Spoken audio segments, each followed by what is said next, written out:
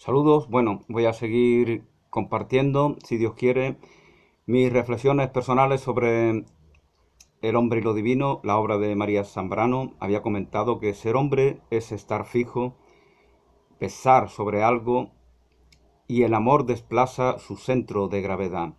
El amor consigue no una disminución, sino una desaparición de esa gravedad, que cuando el amor, no existe, es sustento de la moral. La gravedad es sustento de la moral, no el amor. Vivo ya fuera de mí, decía Santa Teresa. Santa Teresa, como comentaba en el vídeo anterior, levitaba y de esa forma pues trascendía esa gravedad. Se reconocía en la gracia, como bien diría Simone Weil, la autora de La gravedad y la gracia. De esa gracia que trasciende la imposición gravitatoria, aunque sea metafóricamente. Ya esto es otra discusión.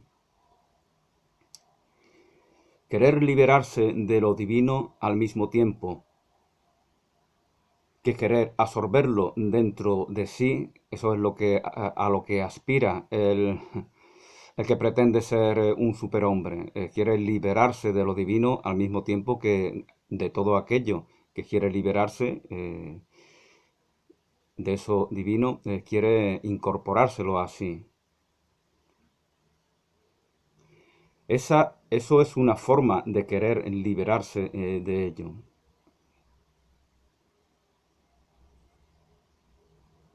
De por sí, querer incorporarnos a nosotros todo lo divino, renunciando a nuestro rol, a nuestra realidad presente, que es la de vivir en la condición humana, experimentar en la condición humana, compartir, crear, forjar lo que forjemos en, desde, para y por la condición humana, es renunciar a nuestra realidad, es querer vivir como un zombie, porque no podemos ser dioses en ese sentido, renunciando a lo que verdaderamente somos, a lo que nos toca hacer, experimentar en la realidad humana. Entonces no hay espacio para el trascender del amor, que ya no tiene nada que ligar, puente sin orilla en que tenderse. El amor se convierte en un puente sin orilla sobre el cual tenderse. Ya no hay Dios ni hay humanidad, por lo tanto no hay referente de lo sagrado, ni hay reconocimiento del ser humano como tal, y por lo tanto hay un nihilismo de sí mismo por parte del hombre, y de esa manera ese puente que lo simboliza la tradición cristiana, la misma figura del Cristo. Ese puente en otras religiones pues tendrán otro tipo de simbolismo. También desde una perspectiva atea, pues puede esto tener un valor más allá de lo religioso y lo espiritual. Como comentaba, ese nihilismo que ante sí mismo hace de su propia condición el ser humano, y ese negacionismo de la referencia divina hace que el puente quede completamente inactivo, no nos une. Entonces no hay espacio para el trascender del amor, que ya no tiene nada que ligar, puente sin orilla en que tenderse, no tiene nada entre qué mediar. Realidad y no realidad, ser y no ser. Ya todo pretende ser real de la misma manera, sin amor. Ya todo es percibido como una realidad inanimada, poblada de zombies que se mueven sin amor. Y el amor, por lo tanto, se convierte en una ilusión de personas que no son conscientes de que el amor es una mentira. Así es como se vive. Bueno, el capítulo 16 se titula El infierno terrestre. Aunque aún queden muchos capítulos, no trataré todos porque algunos pues aún no lo he asimilado, ¿no? Algunos fueron incorporados posteriormente, como el de la máscara de Agamenón. El infierno terrestre, la envidia. El consumido por la envidia encuentra a ella en ella su alimento. Ya habíamos hablado de la envidia en vídeos anteriores. eh, y comentaba en algunos de esos vídeos que el envidioso está en un modo completamente autodestructivo, porque al menos el que está sometido por el pecado capital de la gula, de la lujuria, al menos se lo pasa bien, en cierto sentido. O incluso comentaba que el soberbio puede sentirse empoderado en su pose chulesca, ¿no? Y el iracundo incluso también puede que, si tiene cierto control sobre su ira, pues también se desahogue a través de la expresión de ella. Pero el envidioso está en modo autodestructivo completamente, hasta el punto de que puede llegar físicamente a enfermar. Y en su patología, se alimenta de su propia envidia, porque en ella encuentra consuelo. Está convencido de que aquel o aquella a quien envidia, es favorecido por lo fortuito, por lo circunstancial, por voluntades ajenas, y que yo merezco ser favorecido de la misma manera. Entonces, eso de sentirse víctima, el envidioso imagina una situación de víctima para sí mismo, y ahí encuentra ese consuelo. De eso se alimenta. Eso es a lo que se refiere María Zambrano. Se alimenta de un falso sentimiento de víctima. Entonces va creando un círculo.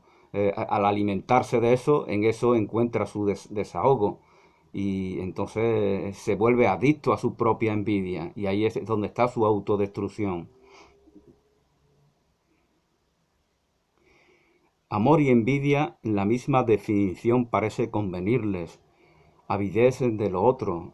Comenté ya en otro vídeo que la envidia es la hermanastra del amor, verdaderamente. Donde no hay amor, puede aparecer esta hermanastra, porque es lo que nos incita a relacionarnos con nuestros semejantes. No los amamos, pues estamos expuestos a que se nos dé la envidia. Avidez de lo otro. Por eso Platón hace al amor hijo de la carencia.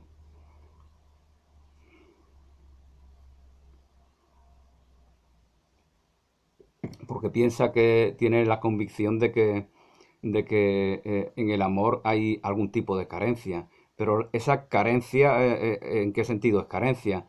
Es la carencia de que verdaderamente eh, mm, el reflejo de nuestros semejantes nos provee de aquello que creemos carecer, pero que está en cierto sentido en nosotros. Por ejemplo, esos aspectos femeninos, pueden ser reconocidos en el varón en la medida en la que los manifiesta, la mujer que ama o que desea. En este sentido, decía Platón que el amor es hijo de la carencia.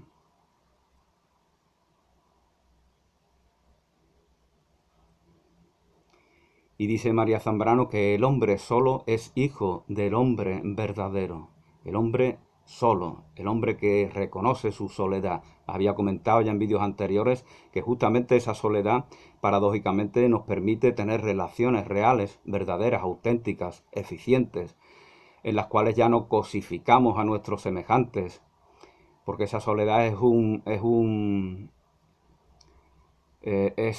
la constatación de una relación verdadera, auténtica, fructífera con uno mismo, y por lo tanto se expande esa relación en todas las relaciones que mantenemos con nuestro prójimo.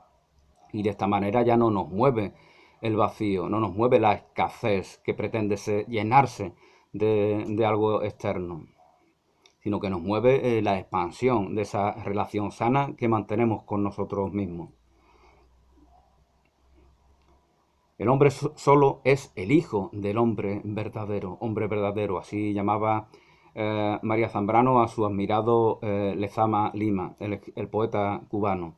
El amor ve al otro como el uno, la envidia ve al que podría ser uno como el otro. El amor reconoce la unidad, y por lo tanto, es un sentimiento, mm, oferente, es una ofrenda hacia aquel o aquella a quien amamos.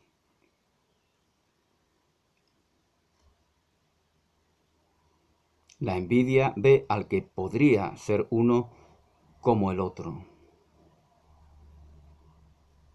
El envidioso se ve vivir en el otro. El envidioso se ve vivir. Paradójicamente, el envidioso admira al otro, entre comillas. Se desprecia a sí mismo porque no reconoce un valor en sí mismo. No reconoce que verdaderamente su tesoro es su propia persona. La riqueza, el valor, la virtud de ser una expresión de vida. Entonces piensa que su valor está en tener determinadas cosas, determinadas cualidades, determinadas posesiones. Y cuando la ve en el otro, las envidia. Vive en el otro. Vive negándose a sí mismo. Está enajenado. Y sin embargo, como bien nos decía María Zambrano, encuentra ahí su alimento para sí mismo, en esa misma envidia que le va envenenando poco a poco. Envidia, y nos recuerda María Zambrano la etimología de envidia. Vidio y envidia tienen una misma raíz etimológica, viene de ver.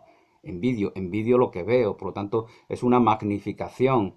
Ya había comentado de cómo se minimiza el oído, que es a través del cual, del cual nos llega la música, por ejemplo, y la palabra hablada, a través de ella nos llega la poesía, que es creación, como bien dice Zambrano, y magnificamos por contraposición a la mirada, a la vista, y por lo tanto, que también va a comentar al final del libro que eh, aquel que solo usa los ojos para ver, lo que hace es juzgar, porque los ojos también están para llorar, para expresar una emoción.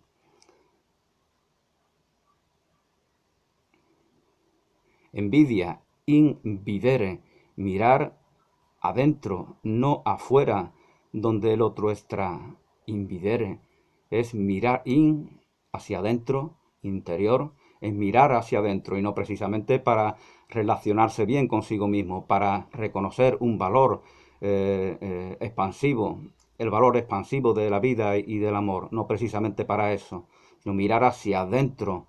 Y entonces el otro es un extraño, eres un extraño, como decía el niño del Al Rojo Vivo, la película de Bruce Willis. Todos los demás se convierten en extraños. En ese sentido, el niño simplemente buscaba su protección, pero el envidioso lo que busca es, desea ser el otro, tener lo que el otro tiene, poseer lo que el otro posee. Envidia, invidere, mirar adentro, no afuera donde el otro está. Nos reconocemos en su valor a nuestro semejante. Solo el semejante envidia. No envidiamos plantas, animales, nubes, esto ya lo había comentado. Ensimismamiento y enajenación. Bueno, son dos formas de mentalidad carente. Así lo da a entender María Zambrano. El ensimismamiento en este caso no es retraerse sobre sí mismo para reconocerse en esa soledad que nos permite trascender límites, apegos, adicciones, conductas destructivas, etcétera, etcétera. No, el ensimismamiento es un retrotraerse sobre sí mismo de una manera como hace el hombre menguante, ¿no? Con mirada, no sentirse confrontado y amenazado por todo lo que nos rodea, enfrentado a la inconmensurabilidad del universo. Entonces se va uno apocando, sintiéndose nada, todo está afuera. Yo soy nada, soy vacío, soy escasez y por lo tanto va menguando el ser humano hasta autodestruirse. Y la enajenación, pues ya lo había explicado anteriormente, es, el eje de la vida está afuera y por lo tanto abro mucho los ojos para ver detonantes, reconocer detonantes que me hagan reaccionar. Son dos maneras de conducta tóxica hacia sí mismo y consecuentemente también hacia los demás en las que podemos caer los seres humanos. La interioridad es descubierta por el cristianismo, entiende María Zambrano. La interioridad, la vida interior. Hay infinidad de textos místicos que justamente así se llama un libro de José Tissot, Vida Interior, ya en el siglo XIX, un místico francés. Pero aparte de él, pues tenemos de todo, desde San Agustín hasta Teresa de Jesús, San Juan de la Cruz, Fra Luis de León, Tomás de Aquino, Francisco de Asís, etcétera, etcétera. Es descubierta la interioridad por el cristianismo, interioridad en la que la vida del semejante está implicada. No se trata de un ensimismamiento en el sentido sambriano, sino eh, eh, sino que se trata de reconocer en nuestro interior todo el universo, eh, empezando por nuestros semejantes. Ama al prójimo como a ti mismo, reconócetelos en ti mismo, no son ajenos a ti. Y entiende María Zambrano que este, esta virtud o este don o este hecho es aportado por la tradición cristiana. La soledad es una conquista metafísica, porque nada está solo, es una conquista metafísica, nada está solo, siempre estamos acompañados. Eh, la vida es relación. Sin relación no venimos al mundo, evidentemente. Y sin relación no somos receptores de todo aquello que nos llega de nuestros padres y de nuestros ancestros. Todo es relación. Decía un crítico aquí en algún canal de YouTube de literario que la novela es forma. La novela es forma y por lo tanto, ¿por qué es forma? Porque el novelista no se inventa nada. Las palabras, las situaciones de conflictos, las expresiones emocionales, todo ya está inventado. Él lo organiza de determinada manera.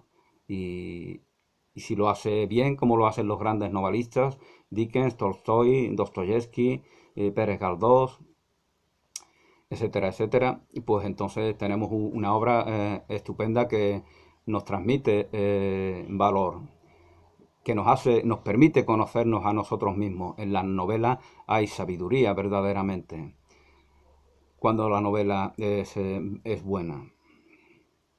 La soledad es una conquista metafísica porque nadie está solo. La visión del prójimo es espejo de la vida propia. Vemos al prójimo tal como nos vemos a nosotros mismos. ¿Veis? Hablando de Dickens, esas novelas en las cuales los niños son maltratados, ¿no? O en Jane Eyre, la novela de la hermana de Charlotte Bronte, si no me equivoco. Son niños que son maravillosos, que son tiernos, sensibles, generosos. Y sin embargo, los que los maltratan los ven como monstruos, desagradecidos y están convencidos de ello. De hecho, vemos, por ejemplo, en David Copperfield, cuando el citado personaje que da nombre al libro, a la novela, se encuentra con su padrastro y le reprocha la infinidad de palizas que le dio. El padrastro le dice, ¿pero qué dices? Yo lo que he hecho ha sido educarte, te he encausado por el... Están convencidos están degradados verdaderamente, se desprecian a sí mismos y necesitan volcar toda su basura en sus semejantes. Y entonces buscan a los que son más inocentes, más tiernos, y los ven como se ven ellos a sí mismos. Ya no saben reconocer el amor, la bondad, la inocencia, la ternura.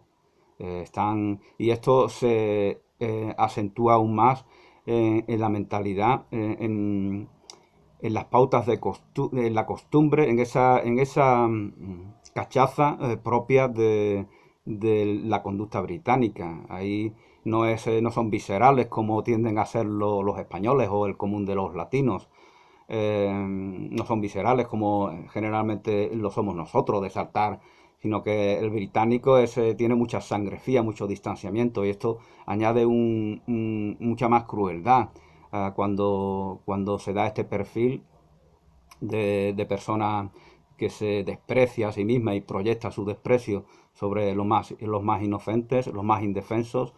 Esto, como veis, pues se agrava, de ahí esa crueldad. Por eso el maltrato físico extremadamente violento llegó a normalizarse en Inglaterra, en las escuelas, tal como nos cuentan estas novelas que he citado, como Oliver Twist o Jane Eyre.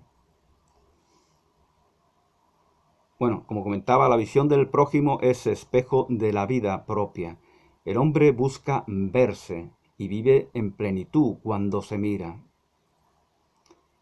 Solo al verme en otro me veo en realidad. Solo al verme en otro me veo en realidad. Entonces, esto de saber ver a nuestros semejantes eh, puede liberarnos verdaderamente, puede convertirnos en una herramienta para conocernos a nosotros mismos si lo usamos de la manera distinta a como lo usa este tipo de personajes a los cuales me refería anteriormente. Entonces reconocemos, es como el amor, reconozco por qué ama el hombre, se admira ante la belleza de la mujer que baila, porque reconoce elementos de la condición humana, hay que se reconoce en sí mismo y al verlos expresados todo su esplendor en las personas del sexo opuesto, pues se admira ante la belleza. En cambio, el baboso, pues solo verá una incitación lujuriosa, no podrá ver mucho más. No es que el deseo sexual tenga nada de malo, lo malo es que solamente todo se limite a él.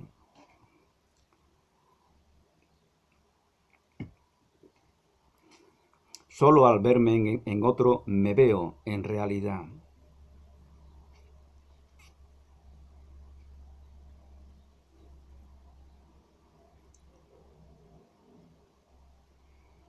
Evidentemente esto también tiene un sentido negativo, ¿no?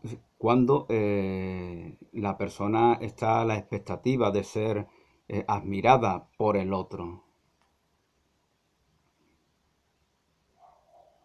Pero no es esto a lo que se refiere la filósofa.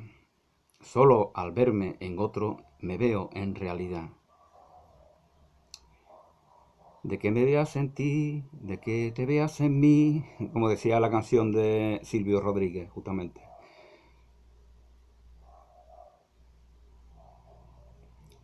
Hay una implicación del envidiado en el envidioso. Nos habla de este asunto, de cómo, y había comentado en algún vídeo anterior, de cómo la presa del animal que acosa para devorarlo lo comentaba Nicola Stes en mujeres que bailan con lobos, hace un movimiento, un ligero movimiento en el cuello que es como una incitación a que el lobo o la fiera que va a devorarlo se lance a hacer exactamente eso. Entonces hay una implicación de la víctima y esto es muy importante para que la víctima se predisponga a dejar de serlo. Eh, Tiene que reflexionar en qué medida está implicada, está incitando a ser maltratada, lo cual evidentemente no excusa ni muchísimo menos el maltrato. Pero vemos como hay mujeres maltratadas, por ejemplo, que repiten su situación de maltrato. ¿Por qué? Porque tienen esa falta de autoestima de sí mismas. Y esa falta de autoestima de sí mismas las expone a, a que, a que presuntos maltratadores o probables maltratadores se relacionen con ella. Entonces tienen que trabajar este aspecto de su psicología y de su mundo emocional. Y repito, esto no excusa, no exculpa a ningún posible agresor.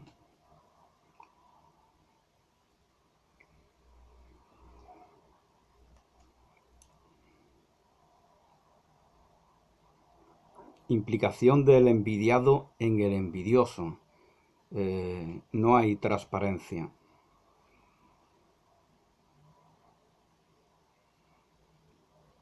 Necesitamos al otro para la libertad. De no ser así, la tragedia sería un juego. Necesitamos al otro. ¿Qué es la tragedia? La tragedia es una serie de conflictos extremadamente dolorosos que se dan porque aparentemente es lo que necesitamos que se dé. Vivimos predispuestos para la tragedia. Entonces, y el filósofo, decía María Zambrano, es aquel que ha trascendido la tragedia o cree haberlo hecho. Creer haberlo hecho es estar bien encaminado para en algún momento definitivamente hacerlo. Es una percepción de la realidad. Y muchas personas lo expresan, esas personas que están siempre temerosas. Cuidado, niño, que te va a pillar un coche. Niño, niña. Están siempre con miedo, ¿no? De que algo horrible les va a sobrevenir. Verás tú el día que se va a mover la tierra y están siempre, entonces viven en la tragedia. Y lo importante no es el hecho puntual de la propia tragedia, sino la mentalidad en la que viven. Están negando su presente. Están negándose al gozo del momento presente.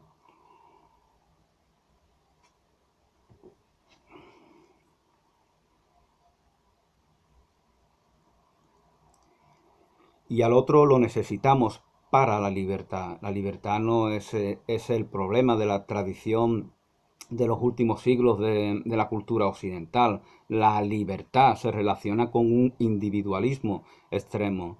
Se ve al sujeto segregado, confrontado, a la tribu, al pueblo, a la comunidad, a la nación, a la familia, a todo. Y eso no es libertad. Si no hay una relación sana con todo aquello de lo cual somos partícipes, es imposible que se dé una verdadera libertad.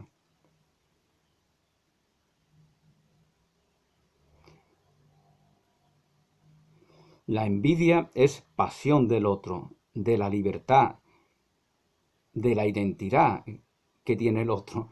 La envidia es una pasión eh, inconsciente por el semejante al cual odiamos, envidiamos. Si fuéramos lo que somos más allá de lo que nos pasa, no sentiríamos envidia. Si fuéramos lo que verdaderamente somos y no lo que nos pasa, ese es otro problema en el mundo actual. Creemos ser lo que nos acontece, no lo que verdaderamente somos. Si fuéramos lo que somos, sería imposible que sintiéramos envidia. Pues seríamos conscientes de que no es posible envidiar a nadie. Nos expresamos, manifestamos, compartimos de manera expansiva, asertiva, lo que somos y eso es la vida y no hay nada más. No hay espacio para nada que la destruya, como es la envidia. Donde hay soledad no hay envidia. Donde hay soledad no hay envidia. Es decir, el solitario que se aísla porque es un misántropo o está resentido, ese verdaderamente no está en soledad, está en relación con aquello a lo cual envidia, aquello sobre lo cual está resentido. Eso no es soledad verdaderamente en el lenguaje de María Zambrano. Donde hay soledad no hay envidia, porque esa soledad nos lleva a esa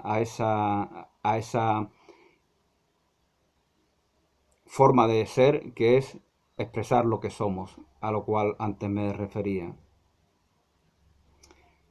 Dice Santo Tomás que los ángeles constituyen una especie cada uno. Para Santo Tomás los ángeles son cada uno una especie, igual que todos nosotros somos la especie humana, pues cada uno de ellos es una especie de por sí. Mientras, mientras que el haber aspirado a ser uno ve por doquier al semejante.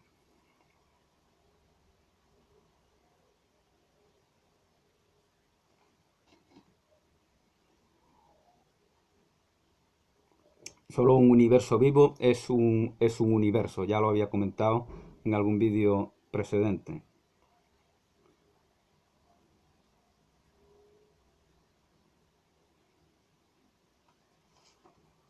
La idea del mínimo esfuerzo, otro tópico típico de esta sociedad del bienestar, de esta decadencia de Occidente, desde mi punto de vista, la decadencia en la que estamos.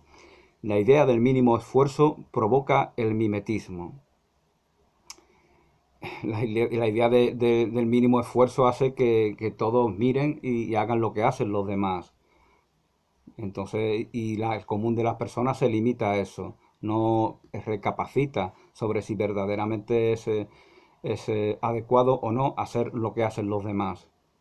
Entonces, la ley del mínimo esfuerzo empieza por negarse uno a sí mismo en todo su potencial creativo.